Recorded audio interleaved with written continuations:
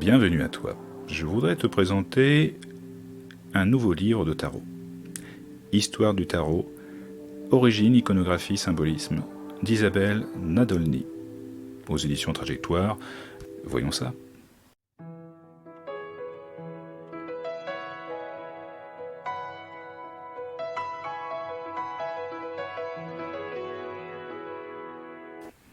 Alors, Histoire du tarot d'Isabelle Nadolny.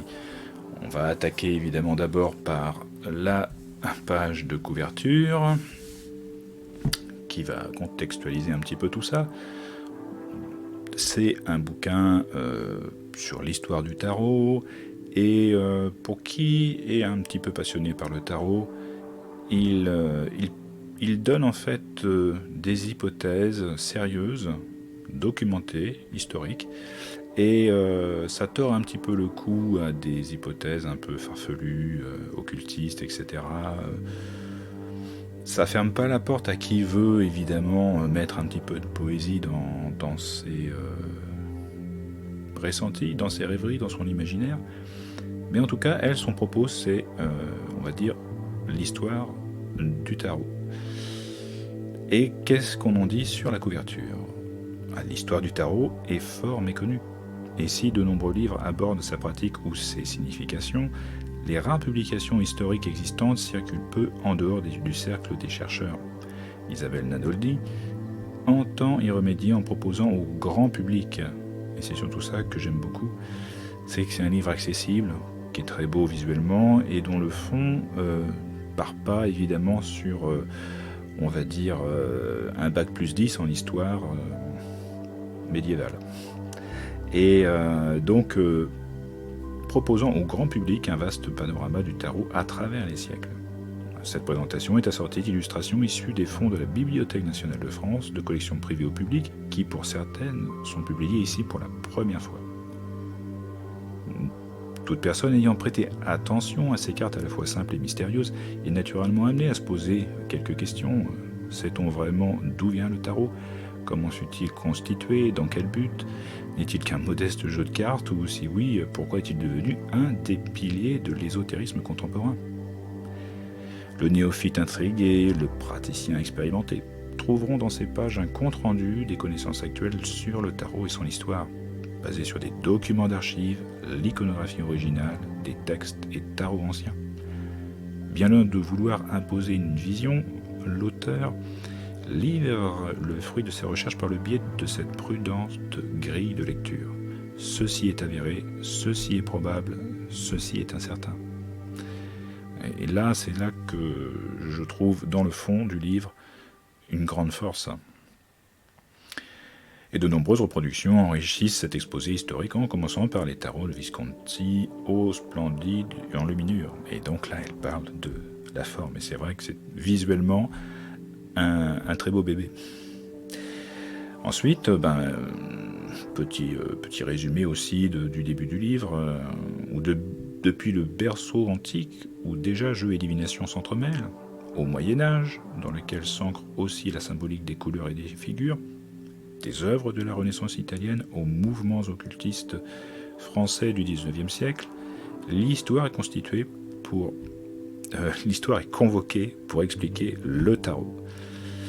Entre autres trouvailles, l'auteur dévoile également dans ce beau livre les plus anciens tirages et interprétations de tarot, extraits du fond des âges de la cartomancie. Certains de ses écrits n'avaient jamais été divulgués jusqu'alors.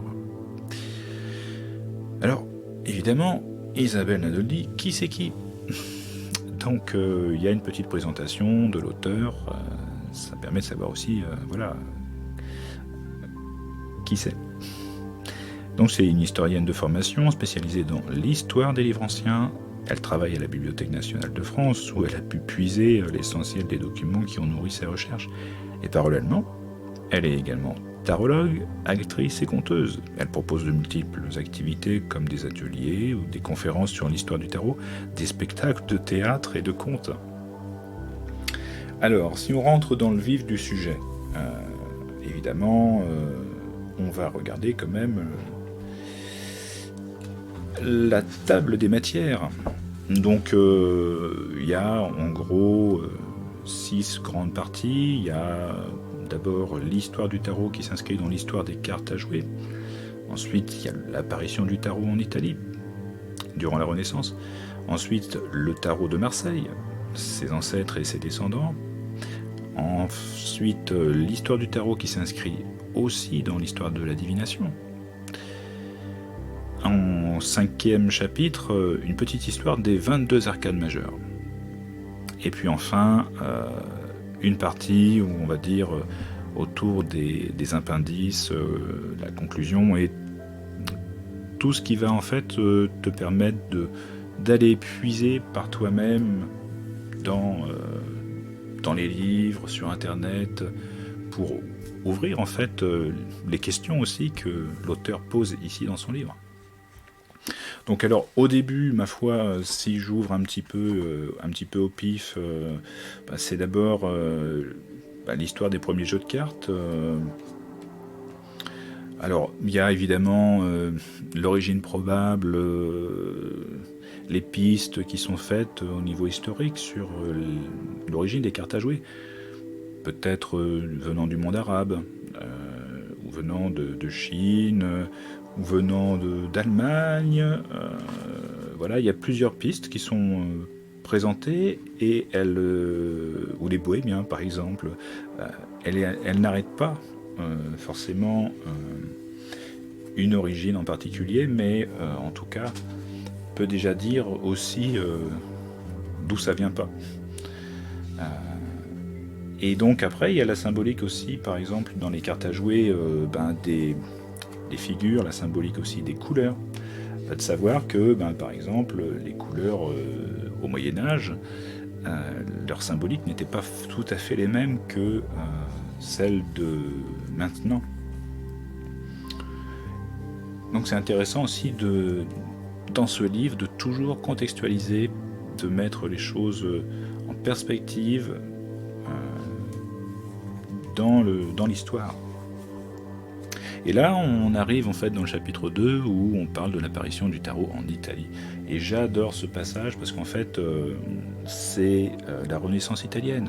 Donc à la fois, c'est un foisonnement de culture où on retrouve les écrits de l'Antiquité grecque. Et puis en même temps, c'est un berceau aussi de richesse entre les Visconti de Milan, les Médicis de Florence, ou la famille d'Este de Ferrare, la principauté de Venise. Enfin, il y a tout un contexte géopolitique aussi qui est foisonnant et c'est digne en fait d'une série télé. C'est vraiment passionnant. Alors évidemment, je ne reviens pas sur l'iconographie qui est présente, de tarot, de planches. C'est visuellement très agréable. Donc là, on est sur le contexte historique justement où est né, en tout cas, le tarot durant la Renaissance italienne. Et d'évoquer peut-être aussi l'auteur probable, on ne sait pas trop, du tarot il y a des pistes qui sont creusées. Et notamment la piste, en fait, peut-être que le tarot, à l'origine, est peut-être un jeu éducatif, un jeu d'éducation. Et elle prend en fait l'exemple du jeu de Mantegna, qui s'appelle Tarot de Mantegna, mais qui n'est pas vraiment un tarot dans sa structure, mais qui est contemporain des plus anciens tarots, les tarots notamment de Visconti, de Ferrare, et qui donne en fait justement un condensé des connaissances qui étaient de bon ton à avoir quand on était un prince italien, quelqu'un de bonne famille en tout cas. Et puis, il y a aussi des références à Pétrarque, par exemple, un auteur considérable durant cette période de la Renaissance, un petit peu, je veux dire, avant la Renaissance italienne, mais qui a influencé en tout cas des auteurs, notamment, par exemple, un érudit qui s'appelle Marcille Ficin. Donc, il y a plusieurs théories autour du fait que ce serait peut-être lui le créateur du tarot. Il a beaucoup traduit Platon, par exemple, ça a été le premier, et puis le parallèle savoureux entre tarot de Marseille, tarot de Marsil Fissin.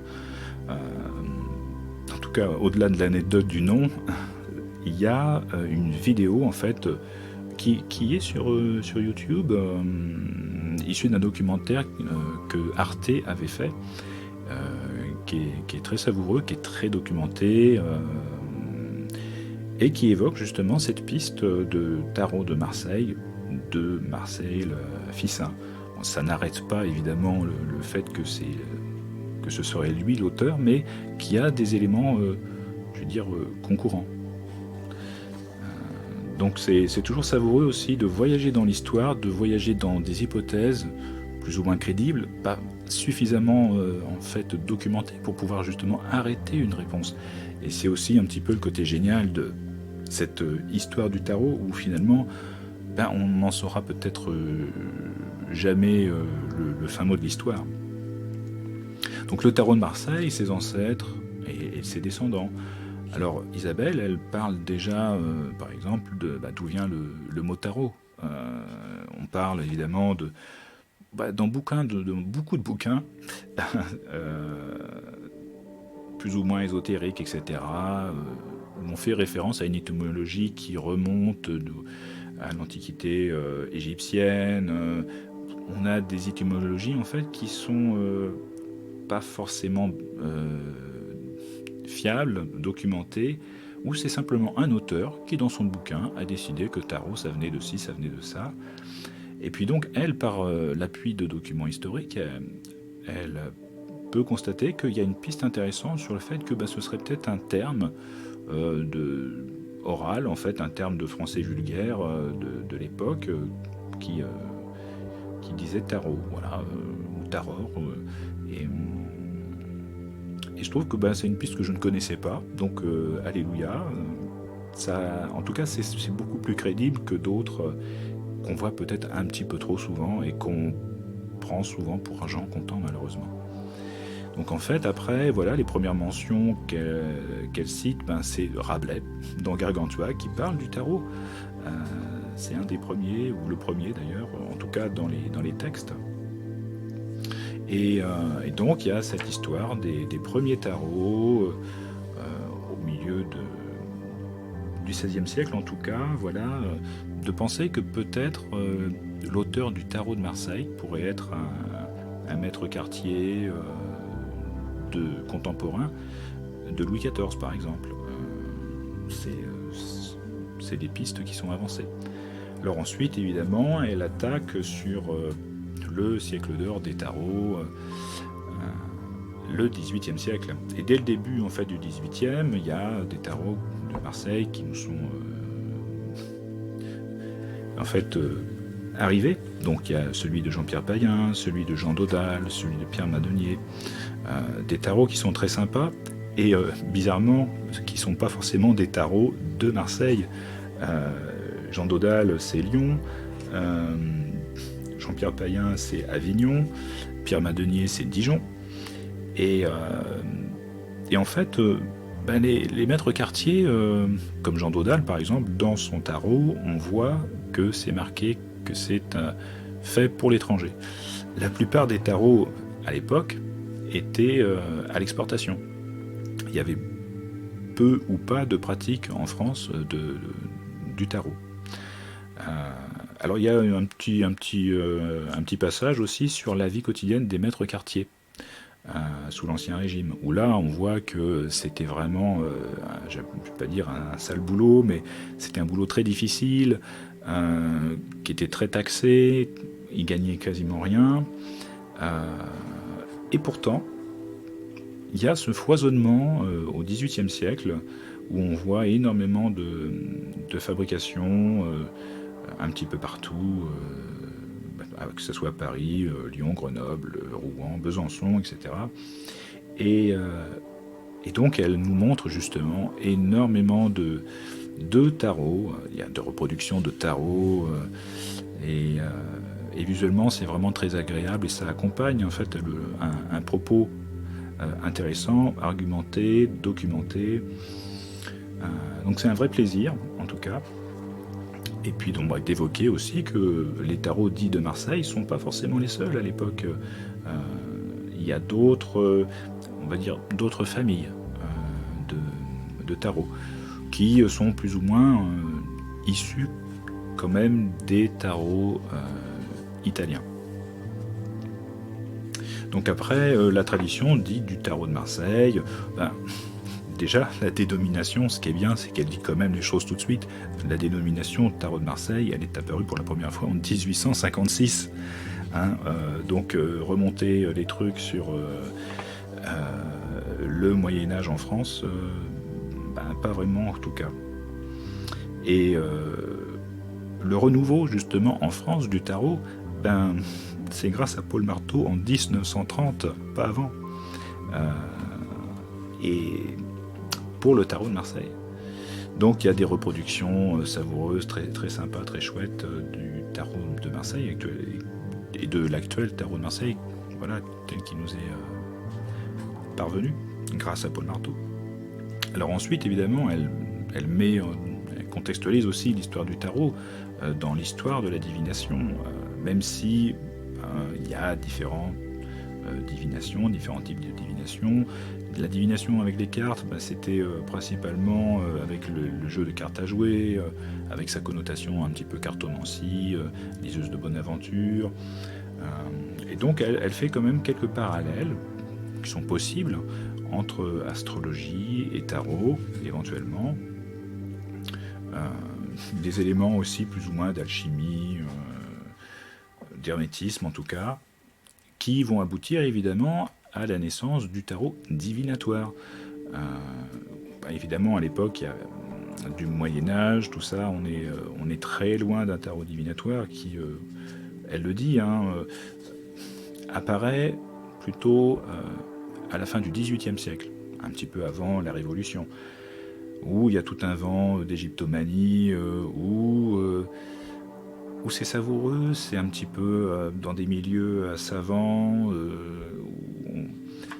où on élabore des choses nouvelles, notamment avec les auteurs comme Cour de Géblin, qui le premier va parler du tarot dans une symbolique un petit peu divinatoire, et puis de faire le lien avec l'Égypte. Voilà, c'était la mode à l'époque. Il y avait plusieurs auteurs aussi, il y avait Etela, qui a créé aussi son propre tarot, son propre jeu de cartes. Donc on est, j'allais dire, aux prémices de ce qui est de l'âge d'or, justement, de la cartomancie, avec l'insaisissable Aliette, Jean-Baptiste Aliette, qui vivra assez bien des horoscopes qu'il fera pour des gens fortunés, clairement. Mais son jeu de tarot ne sera pas forcément à proprement dit tarot dans la structure du tarot de Marseille que l'on connaît. Il aura mis ça un petit peu à sa sauce, voilà. Et en tout cas, Cour de Géblin était là, auront été sans doute précurseurs justement de ce qui va venir par la suite au XIXe siècle, où il y aura beaucoup plus de jeux divinatoires. Et on peut relever évidemment les jeux de Mademoiselle Lenormand, qu'on a toujours, et qui se développent toujours beaucoup, notamment je trouve en Allemagne, en tout cas dans les pays de l'Europe du Nord. Et puis il y a aussi l'évocation de l'oracle et du tarot du Magénement, qui a été retrouvé par Marcel Béline. Donc on dit oracle de Béline, tarot de Béline de façon courante. Et donc on est sur une époque de tarot divinatoire, et qui, on va dire, début 1900, fin 19e, début 20e, où on passe cette fois du tarot divinatoire au tarot qui devient un tarot occulte. Alors notamment avec Eliphas Lévy qui va faire tout un rapport entre les 22 arcanes majeures et les 22 lettres hébraïques, les traditions plus ou moins secrètes, on va dire, de la Kabbale, enfin des choses qui me dépassent un petit peu. Il y a Oswald Wirth aussi qui va faire même son propre tarot. Et je conseille d'ailleurs son livre, Le tarot des imagiers du Moyen-Âge. Je ferai peut-être une petite explication de son bouquin également, pour démystifier de façon un petit peu structurée, théorique, pour qui est curieux d'avoir aussi l'approche d'une personne, voilà, on va dire au début 20e, en tout cas de comment ils appréhendaient à l'époque le tarot. Et Oswald Wirth, c'était quand même un érudit qui avait bien écrit son bouquin. Il est tout à fait accessible, il n'a pas pris une ride. Donc il y a Papus aussi, où là on est sur des tarots qui ne sont pas dits de Marseille, mais vraiment des tarots très pointus. Et puis on arrive évidemment à la tradition anglo-saxonne, issue, on va dire, d'un petit groupe de théosophes. Voilà, c'est pas vraiment une secte, mais on est un petit peu dans un truc comme ça. La Golden Dawn, dont est issu le plus connu Edward Waite, Arthur Edward Waite, et son fameux tarot, le Rider-Waite-Smith. Et ensuite, un autre membre aussi de la Golden Dawn, Aleister Crowley, dont on aura son tarot, on va dire, à partir de 1969, sur des peintures qui ont été faites durant la Seconde Guerre. Et très, très beau tarot au passage. Et ensuite, eh bien, évidemment, le foisonnement éditorial en France à partir des années 80. En fait, pour situer un petit peu les chiffres, Isabelle en fait indique qu'au XVIIIe siècle, il y a 2 bouquins qui sont sortis sur le tarot. Au XIXe siècle, c'est 14 bouquins. Au XXe siècle, c'est 300 bouquins. Mais 300 bouquins, en fait, il y en a eu 17 avant 1980. Donc voilà, ça situe le truc. Et de 2000 à 2018, il y en a eu 314. Donc c'est-à-dire qu'en 18 ans, il y en a eu autant que durant toute l'histoire. Et donc du coup, ce qui est bien, c'est que voilà, elle accompagne aussi tout ce qui est contemporain, tous les efforts qui sont faits. Elle parle du musée du tarot en Belgique. Elle parle aussi des éditions de fax similés par Yves Regnault qui sont très bien. Je pourrais citer aussi Jean-Claude Fornoy qui a fait des restaurations inspirées de tarots anciens qui sont connus et reconnus. Et au-delà du foisonnement, on va dire, bibliographique, il y a aussi des grands auteurs comme Jodorowsky. Elle cite aussi Georges Coleuil. Et puis j'en oublie sans doute. En tout cas, ensuite, voilà, la petite histoire des arcanes majeures, là, c'est très sympa parce que c'est le regard d'une historienne aussi, où elle va pouvoir te présenter l'étymologie, la signification des noms de chaque arcane, recontextualiser ça dans l'histoire, et puis en même temps d'accompagner les significations divinatoires, notamment de Cour de Gévelin, dont j'ai parlé, Aliette également, Papus, Oswald Wirth et Paul Marteau. Et donc d'avoir voilà ce panel de significations divinatoires un petit peu dans son contexte historique et de voir l'évolution des significations qui en ont été. Le tarot évolue en permanence, je pense. Voilà, il a cette capacité, cette rondeur d'être adaptable pour être le plus efficace possible. Alors, le petit truc qui est sympa aussi dans ce chapitre-là, c'est d'avoir énormément de reproductions de tarots que je ne connaissais même pas. Là, je suis sur le tarot de Bourlion en 1760, le tarot de Carajar de 1834, le tarot de Vergnano, de Turcati. Turcati, je connaissais, mais en fait, il y en a plein. Et donc, on se dit qu'effectivement, ben, l'origine du tarot de Marseille, est-ce qu'il y a vraiment une origine pure, préfabriquée, avec tout ce qu'il y avait ou est-ce que ça a évolué au gré du temps En tout cas, c'est les pistes qu'elle a mis en avant depuis la Renaissance italienne. C'est savoureux comme tout. Alors, ce qu'il y a aussi, c'est, pour finir, ce qui me semble une bible intéressante, c'est la bibliographie qu'elle met, les liens internet où tu peux aller voir plus en profondeur les cartes en elles-mêmes, etc. Il y a plein de liens, donc ça peut être aussi enrichissant. Il y a des sites, des blogs, des bases de données, des forums. Et donc moi, je me suis plongé un petit peu dans quelques sites internet et oui, je pense que j'en parlerai aussi pour en fait pour que ça te donne aussi envie d'aller creuser un petit peu plus avant. Et donc voilà pour l'ensemble un petit peu rapide, même si j'ai fait tout ça en une vingtaine de minutes. C'est un livre qui est tellement riche, qui est tellement beau. Moi, je me dis qu'on peut se faire plaisir et c'est pas un investissement à perte. Voilà. Ça répond à des questions qu'on se pose par rapport au tarot ou ça pêche parfois en fait dans les livres un peu classiques où on présente des tirages, de la divination.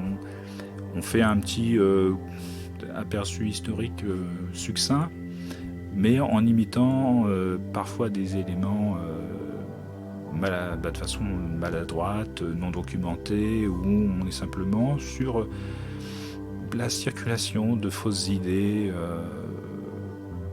parce qu'en fait c'est pas forcément le propos d'un bouquin. Un bouquin qui est t'as un tarologue qui va te proposer sa méthode et lui il va pas forcément s'arrêter à étudier les bouquins de la Bibliothèque nationale de France, etc. Il va se référer à des auteurs et puis à ce qui est peut-être plus ou moins communément admis et ce qui n'est pas forcément un tort, mais bon, en tout cas le propos du livre était vraiment enrichissant et c'est un livre que je te conseille. Et à bientôt pour d'autres présentations de livres.